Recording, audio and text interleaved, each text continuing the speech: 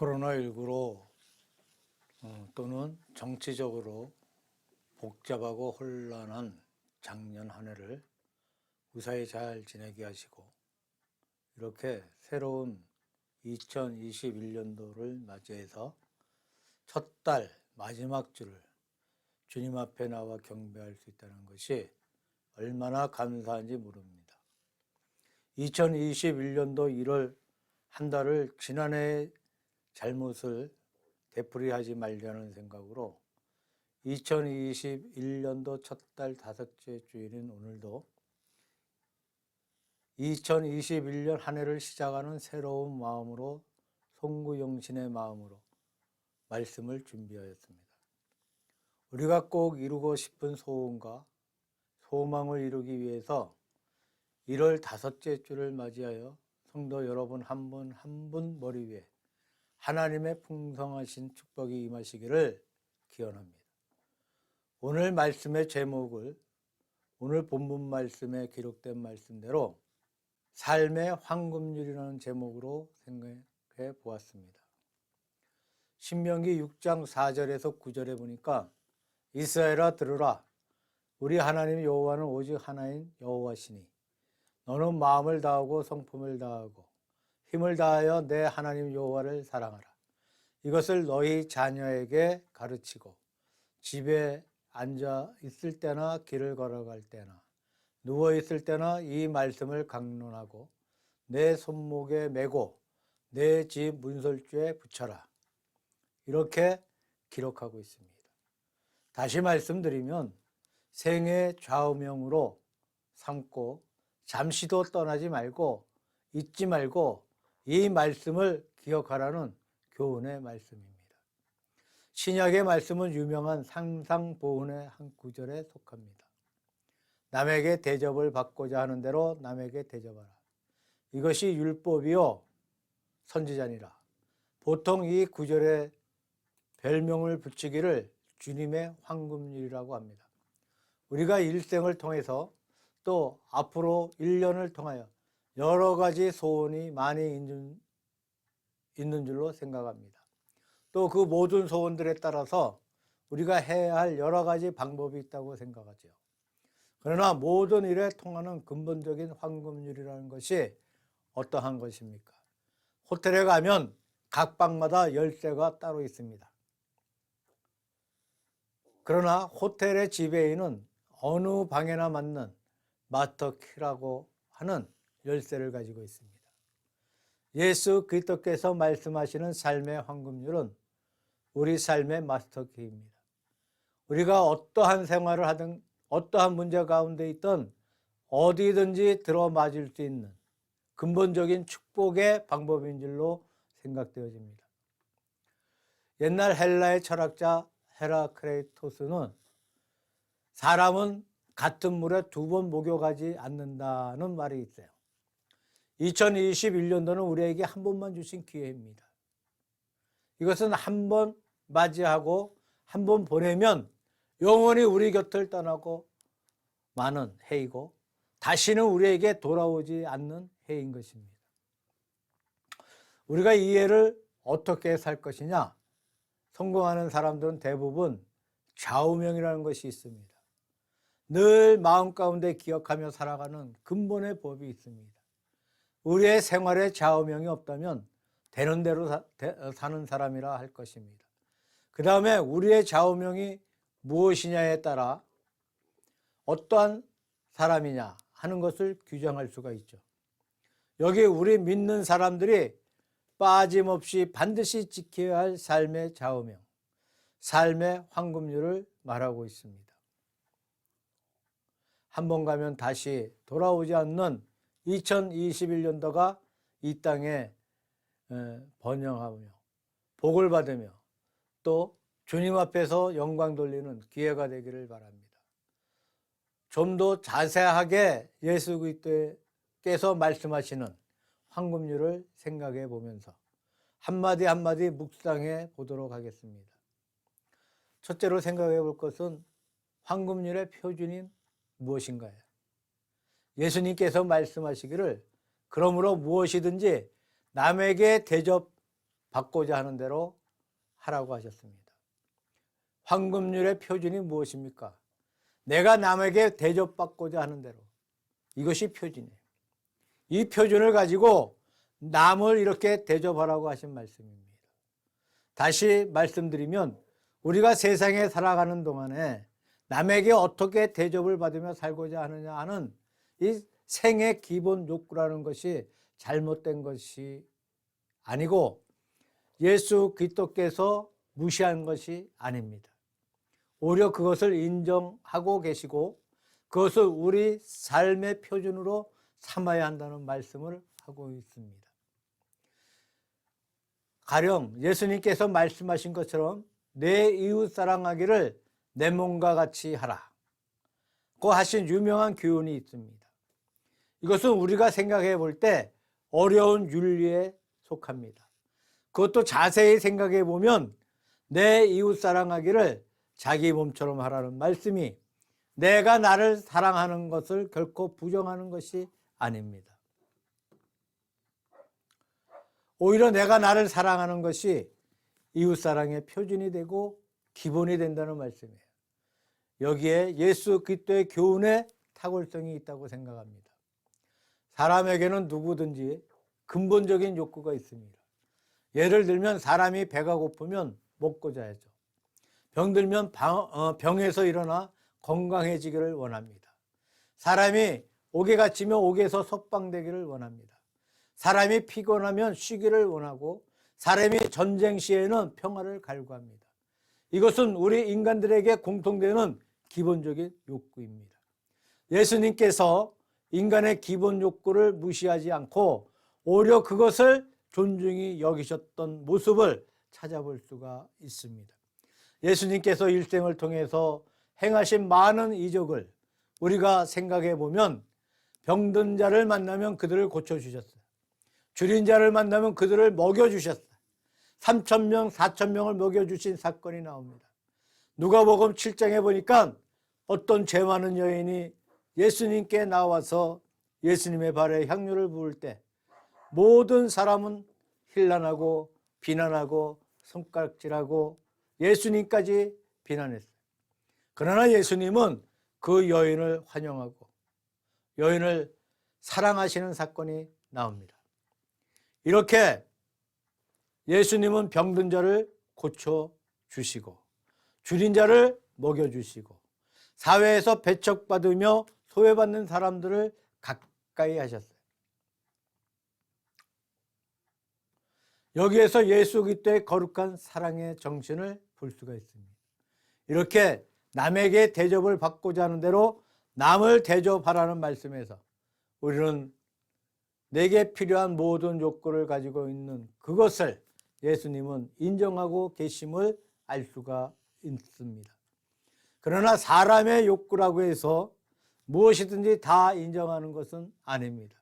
사람의 욕구 가운데 좋은 욕구가 있고 나쁜 욕구가 있어요. 인정받아야 할 욕구가 있고 인정받아서는 안 될 욕구가 있습니다. 예를 들면 남의 물건을 훔치고자 하는 욕구가 있어요. 남을 위협하여 죽여버리겠다는 욕구가 있습니다. 그것은 인정될 수 없는 욕구입니다. 무엇 때문에 그렇습니까? 남의 것을 빼앗는다면 내 욕구는 살지 모르나 뺏기는 사람의 욕구는 살 수가 없다는 겁니다. 남을 죽여버리면 나는 좋을지 모르지만 죽은 그 사람은 결코 좋은 것이 아닙니다. 다시 말씀드리면 그것은 남의 욕구에 어긋나기 때문에 내 욕구가 하나님 앞에 인정되고 시인이 되고 이것이 삶의 표준이 될 수 있다는 것은 남의 욕구와 조화되는 한에서입니다. 자기 욕구를 주장한다는 것은 권리에 속합니다. 남의 욕구를 인정하고 보호해 준다는 것은 의무에 속합니다. 이 권리와 의무가 언제나 서로 조화가 되고 같이 걸어갈 때 권리가 참 권리일 수 있고 의무가 참 의무가 된다고 생각합니다. 스탠리 존슨은 인도 도상의 그리스도라는 책을 썼던 유명한 분입니다. 그분의 말 가운데 자기의 의무를 등한히 하고 권리만 앞세우는 것은 바로 죄다 라는 말이 있습니다. 다시 말씀드려서 권리라는 것은 의무를 충실히 이행할 때 올바른 권리가 된다는 말씀입니다. 그래서 황금률이 우리에게 말해주고 있는 것은 내 정당한 권리를 존중히 여기고 동시에 남의 정당한 권리를 존중히 여겨주고 내 의무를 높이고 내 권리를 지키는 이 두 가지가 함께 있기를 먼저 바라고 있는 사실이라고 생각합니다. 어떤 글에 명재판관의 이야기를 읽어본 적이 있습니다. 재판을 신통하게 아주 잘 했던 분이었습니다. 이분이 연세가 들었을 때 돌연히 은퇴를 했습니다. 왜 그렇게 은퇴를 했느냐? 그 동기가 참 멋있습니다. 겨울에 눈 오는 날에 자기의 마당을 내다보고 있으면서 자기 자신의 생을 반성해 보았습니다. 되돌아보았어요. 내가 명재판관이라고 하는데 내 재판에 오판은 없었는가? 내가 억울한 사람에게 벌을 주어서 고생시킨 사실이 없었을까? 이런 것을 생각해 보았다고 합니다. 자기 양심에는 그런 사건이 있다고 기억되지 않지만 알 수 없으니까 한번 시험해 봐야겠다는 그런 마음이 생겼어요. 마침 마당에 모슴이 눈을 쓸고 있습니다. 그래서 방에 들어가서 금덩이 한 개를 가지고 나와 모슴이 안 보이는 구석으로 가져다 놓고 금덩이를 돌에 갖다 놓았어요. 그리고 주인이 숨어서 모슴이 하는 행동을 살펴보고 있는 겁니다. 모슴이 눈을 쓸다가 돌 위에 있는 금을 발견했어요. 모슴은 깜짝 놀라서 금을 만져봅니다. 그리고 그 금을 돌 위에 놓습니다. 또 금을 들어서 만져봐. 다시 돌 위에 놓아. 이렇게 몇 번을 망설이더니 결국엔 돌 위에 금을 놓고서 가버렸어요. 모슴은 금이 탐나기는 했지만 감히 주인의 금을 훔칠 수가 없었던 겁니다. 모슴이 간 후에 그 주인이 금을 감추어 두고는 종을 불렀어요. 호통을 쳤습니다. 내가 여기에다가 금을 두었는데 없어졌다. 그때 마당에 너밖에 없었는데 내가 가지고 가지 않았느냐 하면서 야단을 칩니다. 저는 가지고 가지 않았습니다. 저는 금을 본 적도 없습니다. 이렇게 잡았대요. 가져가지 않은 것은 사실인데 보지 못했다는 말은 사실이 아니라는 겁니다. 그 다음에 주인이 아래에서 숯불을 가져다가 숯불에 화조를 시뻘겋게 달구어서 앞에 놓습니다. 내가 한번 시험해 보겠다. 정말로 가져가지 않았으면 이것을 잡아도 내 손이 타지 않는다. 내가 만약 가져갔다면 이것을 잡으면 당장 내 손이 타게 될 것이다. 잡아보라고 했어요. 이 사람은 죄가 없으니까 잡으려고 했는데 그 화로 곁에 다가가니까 뜨겁습니다. 도저히 잡지를 못해. 그러니까 마당에 꿇어 앉아서 제가 잘못했습니다. 제가 가져갔습니다 하고 자백을 해버렸습니다. 거짓 자백을 한 것이죠.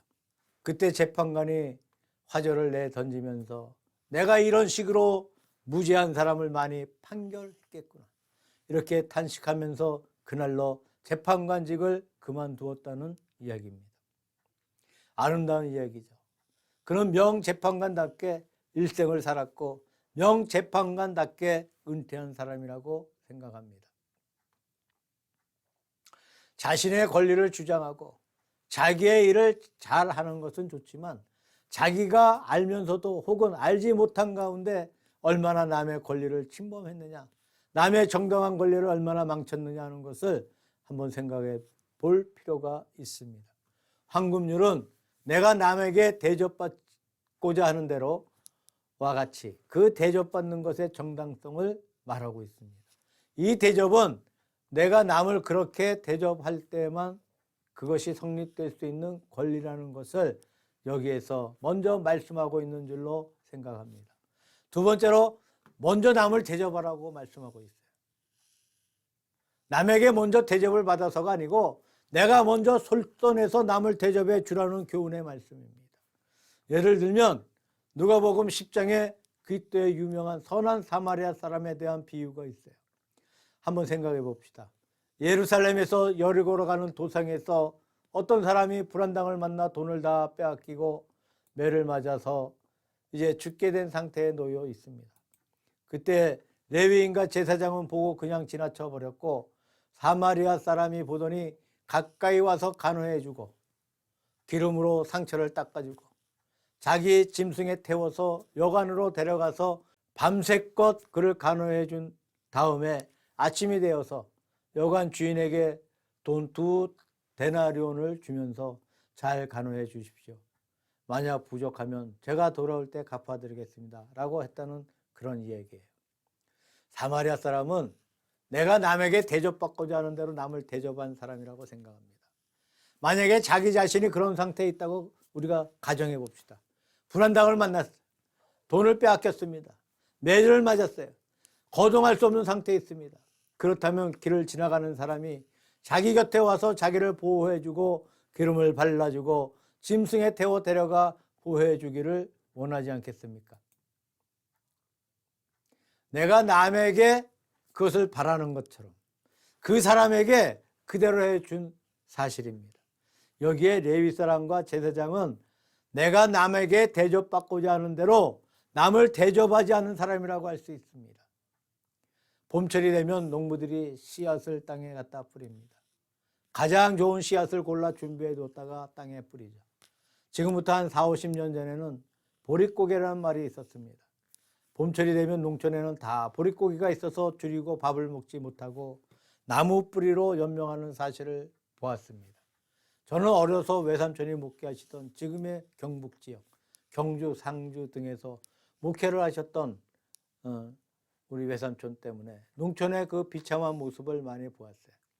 씨앗을 잘 준비해 두었다가 봄이 되면 아낌없이 들판에 뿌립니다. 이때 이 씨앗을 뿌려서 싹이 나지 않는다고 가정해 봅시다. 어떻게 되겠습니까? 배고픈 사람이 그것을 먹어버린다면 몇 끼는 잘 먹겠지만 그 외에는 그것을 먹을 수가 없습니다. 스펄전의 유명한 말 가운데 농부가 땅에 씨를 뿌리고 수확을 기다리는 것도 신앙이다 라는 말이 했습니다. 믿음으로 기다리고 있는 사실이라고 생각되어집니다. 레위 사람과 제사장은 씨앗을 뿌리지 않는 사람이에요. 씨앗을 뿌리는 것을 손해로 보고 있습니다. 여기에서 그 사람을 간호하다가는 내 돈이 허비되고 시간이 허비되고 잘못하면 내 자신도 위험한 상태에 빠질 수도 있겠다. 그래서 나를 보호하겠다. 거기에 돈과 시간을 투자할 필요가 없다는 이러한 마음이 들어서 재빨리 도망가는 것이 아니겠습니까?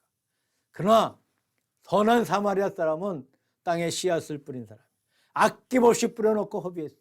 돈도 허비하고 시간도 허비하고 이 생명의 위협마저도 감수하면서 그를 구원해 준 사람이에요. 여기에서 우리는 두 가지 삶의 자세를 볼 수가 있습니다. 아브라함 링컨이 노예 해방을 했어요. 그가 한 번은 젊었을 때 어떤 노예 시장에 가서 흑인 노예들이 팔려가는 이 모습을 볼 때 내가 어떻게 하든지 미국에서 이런 악습을 없애버리고 말겠다. 그렇게 생각하고 결심하고 열심히 노력하고 공부해서 그가 대통령이 되었을 때 노예 해방을 선언하고 전쟁까지 해가면서 그 법을 완성했다는 유명한 이야기가 있습니다.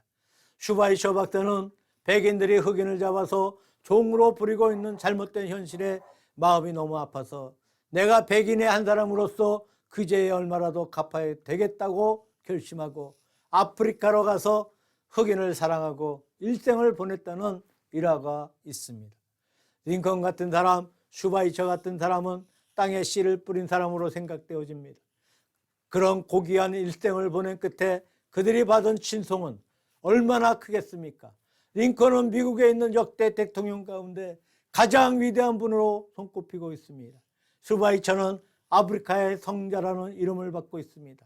이들은 귀한 씨앗을 뿌렸어요. 그리고 남에게 주었습니다. 그랬더니 거기에 몇백 배 넘는 영광과 명예를 도로 차지해서 얻게 되었습니다. 함부르크에 바이체크라는 유명한 철학 교수가 있습니다. 그가 철학 강의를 하면 언제나 학생들이 가득 찼다고 합니다. 그런데 이 바이체크는 원래 철학 교수가 아니고 물리학 교수였다고 합니다. 한 번은 히틀러가 바이체크에게 원자폭탄을 만들 것을 명령합니다. 바이체크는 히틀러에게 원자폭탄을 만들어주게 되면 더 큰 살육이 벌어진다는 사실을 잘 알기 때문에 거부하고 물리학 책을 던져버리고 철학자가 되어서 철학을 가르쳤다는 일화가 남아 있습니다. 만약에 바이체크가 히틀러의 명령에 따라서 원자폭탄을 독일에서 먼저 만들었다고 우리가 생각해 봅시다. 세계 역사가 아주 상당히 달라졌을 것입니다. 그가 굉장히 무고한 많은 사람을 죽였을 것이 뻔한 사실입니다. 그때 바이체크에 동조했던 아이신타인은 미국으로 건너가서 결국은 그가 원자폭탄을 완성하고 미국이 원자폭탄을 세계에서 가장 먼저 보유하게 되었습니다. 하여튼 남이 살려고 하는 잘못된 사람의 손에 큰 무기를 맡기지 않겠다는 것입니다. 그래서 바이체크는 요청을 거부해버리고 자기 학문을 받고 물리학자가 철학자가 되었다는 이야기입니다. 성도 여러분, 우리 앞에는 우리가 선택할 수 있는 두 가지 길이 있습니다. 그리스도의 거룩한 교훈의 말씀을 따라서 내가 남에게 대접을 받고자 하는 대로 남에게 먼저 대접하여야 하는 것입니다. 땅에 씨앗을 뿌리는 것입니다. 반드시 그 씨앗이 우리 앞에 몇백 배 넘치는 보상으로 돌아올 줄로 믿습니다. 세 번째로 황금육의 이 적극성입니다. 결론적으로 말씀 전체를 우리가 생각해 볼 때 이 말씀은 적극적인 교훈의 말씀이었다고 생각할 수 있습니다. 예수님의 교훈과 흡사한 교훈들을 동서의 많은 성인들의 입에서 찾아볼 수가 있습니다. 신약 초기 당시 철학자였던 필로의 말 가운데 내 자신이 원치 않거든 남에게도 시키지 말라는 그런 말이 있어요. 또 신약 시대 당시에 한파의 스승이었던 헬렐의 말 가운데 내가 싫어하는 일이면 남에게 권하지 말라는 말씀이 있습니다. 필로의 말이나 힐렐의 말이나 전부 다 하지 말라는 말씀이에요. 그러나 예수님의 말씀은 하라는 것입니다. 다시 말씀드리면 그리스도의 교훈은 적극적이에요. 예수님은 하지 말라고 하지 않고 하라고 말씀하십니다. 여기 그리스도의 교훈의 독특성이 있는 것이라고 생각합니다. 우리가 생각해 볼 때 신앙생활 가운데 적극적인 면보다 서극적인 면을 굉장히 중요하실 때가 많이 있어요. 예를 들면 유대인들에게는 십계명이 있었고 모세의 오경이 있었고 구전의 법전이 613개나 있었습니다. 이 613개 가운데 하라는 것이 248개가 있고 하지 말라는 것이 365개가 있습니다. 다시 말해서 하지 말라는 것이 훨씬 더 많아요. 우리 십계명 중 제4계명을 볼 때 엿새 동안 힘써서 내 모든 일을 하고 제7일은 하나님의 안식일이니 내 집에 있는 객이나 노예나 일하지 말라고 말씀하셨어요. 제4계명에는 하라는 부분이 있고 하지 말라는 부분이 있습니다. 엿새 동안 열심히 일하라고 하였으나 우리는 엿새 동안 일하는 것은 등한히 해버립니다. 그것은 해도 좋고 안 해도 좋다고 느낄 때가 많습니다. 제7일에 일하지 말라는 그것은 엿새 동안 열심히 일하는 것을 전제로 하는 것이라고 볼 수 있죠. 예수님의 교훈은 적극적인 교훈이에요. 하라는 것에 중점을 두고 있습니다. 그 다음에 예수 그리스도의 교훈의 말씀은 내가 먼저 남에게 대접을 받고 나서 남을 대접하는 것이 아니고 그것은 누구나 다 할 수 있는 사실입니다. 남에게 대접을 받기 전에 내가 먼저 남을 대접하라는 것이에요. 하나님이 세상을 이처럼 사랑하사 독생자를 주셨으니 하나님의 선수적인 사랑을 말합니다. 요한일서 4장 10절에 사랑은 여기 있으니 우리가 하나님을 사랑한 것이 아니요 오직 하나님께서 우리를 사랑하사 우리 죄를 위하여 화목제로 그 아들을 보내셨습니다. 고 말씀하고 있습니다. 하나님의 사랑은 바로 속죄적인 선수적인 사랑이 먼저인 것을 우리 앞에 말씀해 주고 있는 줄로 생각됩니다. 세계보건기구가 있습니다. WHO라 불리는 세계보건기구의 발표에 의하면 전 세계에서 1년 동안 자살해 죽는 숫자가 1000만 명이 넘는다고 합니다. 우리나라 2019년 자살 자료를 보면 12,889명이라고 합니다. 자살하는 이유에 대한 통계를 보니까 첫째가 적적해서 죽는 것이고 둘째는 병들었는데 병이 낫지 않으니까 죽는 것이고 셋째는 뭐예요? 알코올 중독에 걸려 죽는 사람이고 그런 식으로 순번이 쭉 나와 있는 것을 보았습니다. 하나하나 검토해 보면서 제 나름대로 이렇게 판단해 봅니다. 전부가 다 자기만 알고 자기만 위해 살다가 죽었다는 거예요. 남은 생각하지 않고 남을 동정하지 않고 자기만 생각하다가 결국 벽에 부딪힐 때는 죽고 만 것입니다. 참으로 남을 위해서 봉사한 사람이 자살해 죽는 경우가 없어요. 남을 위해서 봉사하고 남을 위해서 살 때는 자살하지 않습니다. 절망에 빠지지 않습니다. 예수님의 교훈은 이와 같이 적극적이고 예수님의 교훈은 이와 같이 선수적인 사랑이 먼저라는 사실을 우리가 알 수가 있습니다. 미국에 깁손이라 불리는 산림 왕이 있었습니다. 큰 부자였어요. 하지만 깁손 씨는 고아원 출신이었어요. 그런데 깁손 씨의 친구 가운데 같은 고아원에서 자라서 거기서 나왔는데 생활이 너무나 어렵고 고생하는 친구가 있었습니다. 한 번은 마음속에 생각하기를, 깁손과 나는 같은 고아원 출신인데 그는 빈손으로 저렇게 큰 부자가 되고 나는 이렇게 가난하게 사니까 잘 살게 된 비결이 무엇인지 그에게서 배워야겠다고 해서 친구가 깁손을 찾아옵니다. 깁손은 반갑게 그를 맞이해 주었어요. 어떻게 이렇게 잘 살게 되었습니까? 방법을 알려주십시오 라고 부탁을 합니다. 깁손이 웃으며 하는 말이, 내가 그 비법을 알려주기는 쉬운데 당신이 실행하겠느냐? 당신이 실행만 한다면 반드시 당신도 잘 살 수 있다는 것이다. 잘 살 수 있습니다. 만약에 당신이 실행만 한다면 반드시 당신도 잘 살 수 있습니다.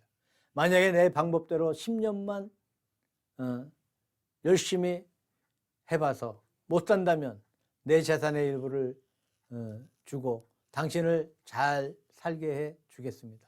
이렇게 말했어요. 친구가 좋았습니다. 그 방법이 무엇이냐? 그 방법대로 하겠다고 사역합니다. 첫째, 조건은 하나님을 잘 공경하고 예수님을 성실히 믿고 주의를 엄수하십시오. 친구의 마음 가운데 예수님을 잘 믿는 것이 잘 사는 것과 무슨 관계가 있느냐 하고 의아해했지만 맹세했으니까 그렇게 하겠다고 약속을 합니다. 둘째는 열심히 일하라. 병들지 않는 이상 결코 놀지 말고 끊임없이 일을 하라고 그렇게 말을 합니다. 그것도 좋은 것 같아 그렇게 하겠다고 약속했어요. 세 번째는 결코 술을 마시지 말라고 말을 합니다. 술을 먹지 말고 깨끗하게 살라고 합니다. 그것도 하겠다 약속하였습니다. 이 세 가지를 10년간 지켜보고 그래도 못 살면 내게 오라. 그러면 내 재산의 일부를 주겠다고 약속을 했습니다. 약속을 했습니다.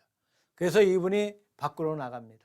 취직을 해야 되겠는데 한참 가다 보니까 직원을 구한다는 편말이 붙어 있어요. 들어가 보니까 임금이 형편없이 낮습니다. 옛날 같으면 어림도 없어요. 당장 뿌리치고 나가버릴 텐데 이미 깁손에게 돈을 받기로 약속되어 있는 것이니까 임금이 맡은 적든 관계없다는 얘기예요. 그래서 일하겠다고 해서 취직을 했어요. 취직되어 열심히 일을 합니다. 아침부터 밤늦게까지 잠시도 쉬지 않고 일을 해요. 성실하게 예수님을 잘 믿었어요. 주인이 보니까 이상하다는 생각을 합니다. 적은 돈을 받고도 열심히 일을 하고 있으니까 그 사람 이상하다고 느끼면서 관심 있게 그를 관찰해 봅니다. 한 달, 두 달, 석 달이 가도 언제나 같은 모양이에요. 1년쯤 지났습니다. 1년 동안 계속 불평 없이 일을 잘 해냅니다. 주인이 마음에 들었어요. 요구하지도 않았는데 임금을 올려주었습니다. 임금을 올려줘도 별로 반가워하지 않아요. 열심히 일만 하고 있어요. 1년 후에는 그 주인이 다른 어떤 지방에 지점을 내게 되었는데 누구를 지점장으로 임명할까 하다가 죽도록 일만 하는 저 사람을 시켜야겠다고 생각해서 그래서 그분을 지점장으로 임명해 주었습니다. 그때 돈으로 연봉 2만 불을 주어서 보냈다는 이야기가 있습니다. 이분이 지점장을 해서 돈을 많이 벌었어요. 처음에 약속한 대로 일생을 통해 건실하게 성실하게 살아갔습니다. 그래요 그가 부유하게 잘 살았다는 그런 이야기입니다. 깁손과의 약속이 그의 마음속에서 삶의 근본이 되었습니다. 예수 그리스도의 거룩한 생애 황금률은 우리가 하나님 앞에 이미 보고 받았다는 보장이에요. 누구든지 하나님의 말씀 가운데 살 때에 반드시 우리의 생활이 하나님 앞에 인정받는다고 믿습니다. 너희가 남에게 대접받고자 하는 대로 너희도 남을 대접하라. 이것이 율법이요 선지자니라는 이 말씀은 모든 성경의 강령입니다. 그리스도의 거룩한 황금률을 우리의 좌우명으로 삼고 앞으로 1년간 하나님 앞에서 큰 복을 받으며 하나님께 영광을 돌리는 2021년도가 되시기를 예수 그리스도의 이름으로 축원합니다.